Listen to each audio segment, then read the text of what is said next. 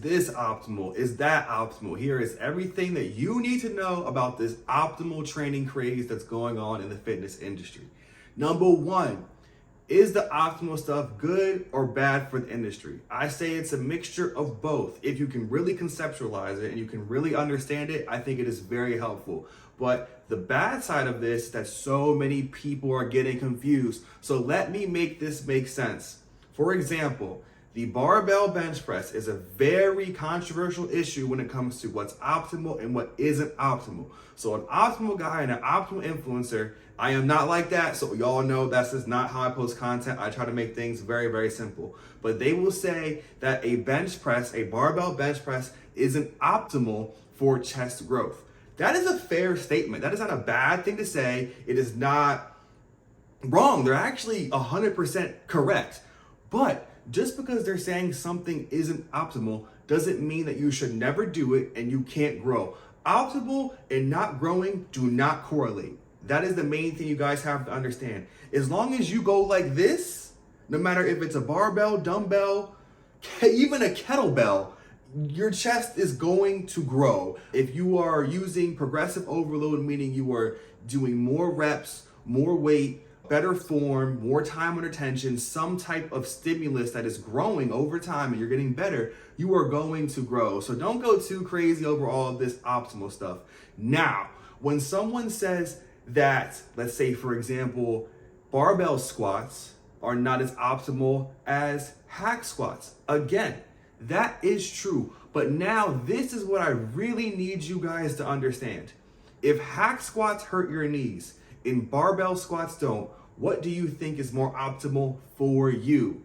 Ding, ding, ding. Yes, it is going to be the barbell squats. Now, do you have more control over your hack squats and you can produce more force, meaning it's going to be more optimal and more muscle stimulus so you can grow more? Yeah, that's why they're saying it. But if you have pain throughout the whole exercise, then there is no point in you doing a hack squat. There is literally no point. So do what works for you and just make sure you're hitting the muscles that you want to hit.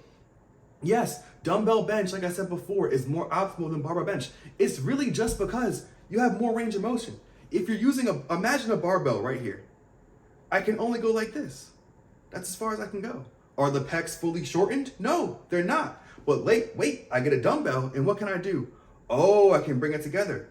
I can fully shorten that pec, meaning you can probably put on some more muscle like that. But now I mainly do dumbbell bench because I like it. I enjoy it. I get injured a lot when I do barbell bench. So that's why I do it and I'm growing and I'm progressing.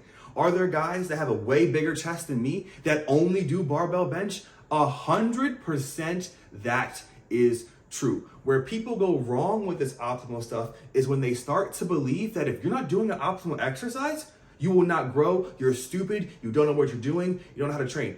That is so not true. As long as you're doing an exercise and progressive overloading and doing something that is giving you a stimulus that you can be pain-free with, then I think you're actually training optimally in my mind. Now, when it comes to exercise selection, yes, there are different exercises that bias different muscles better than others.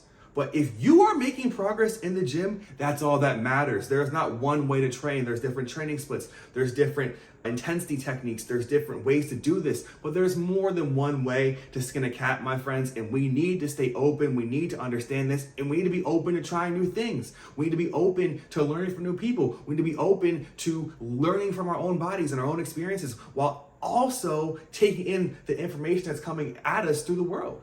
So what I'm really here to say is optimal training is good and bad for the fitness industry just because of how people take it, because of how people digest it, and the message is just not the way that it needs to be for a 13-year-old kid or a 10-year-old kid to understand it. And I think if we could have better labeling and better teaching and better methods to help people understand this, aka my channel, but that is what's really going to help the industry move forward. So really keep that in mind when you're thinking about what someone is trying to say or what someone's trying to do when they're trying to get a message across to you. But when I think of optimal and what I think really matters, what truly matters when you're in the gym, I don't care what exercise it is. I don't care what you're doing. I don't care how you're training. Can you get stronger? That is one of the main stimuluses for growth.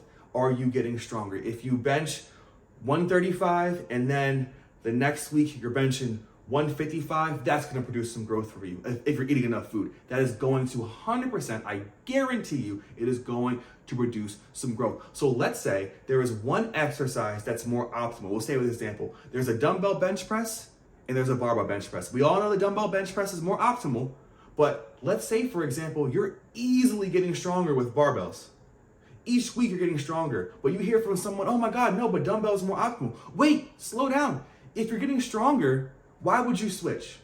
Now, let's say you hit a plateau. That's a great time where you can't get stronger anymore. You're saying, my barbell bench press isn't going the way I wanted to. I can't progress like I used to. Maybe that's the time you should switch over to dumbbells, because that makes sense. When you hit a plateau, do something different.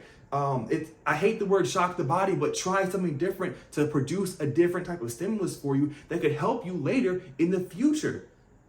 Main takeaways from this video: do what works. If something's working, do not change it because of one video you saw from someone halfway across the world or wherever you're watching on TikTok. You need to be doing what's working and hammering down on that.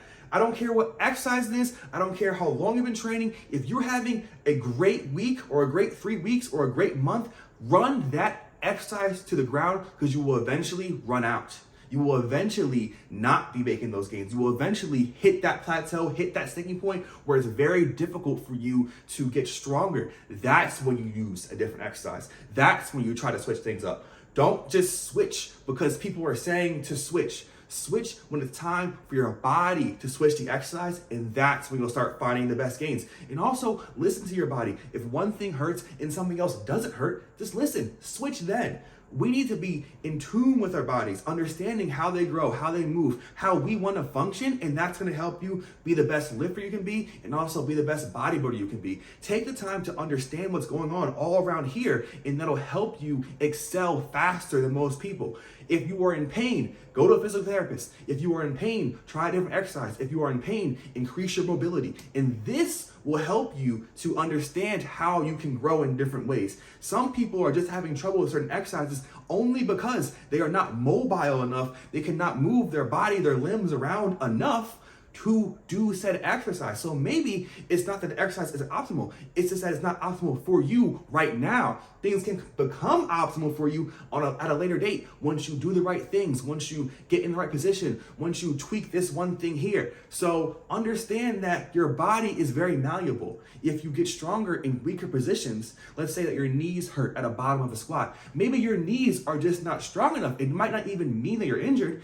All it means is that you are very weak at a certain range of motion. So if you are weak in a certain range of motion, you need to get stronger in that range of motion. That means add more load, an appropriate load that you can handle for now in that range, and you slowly get better and better and better. And then next thing you know, you're squatting 315 and you're very, very low. You have that depth and it doesn't hurt you at all. If you see any of my videos that have been out recently, I'm getting as low as possible in any type of squat.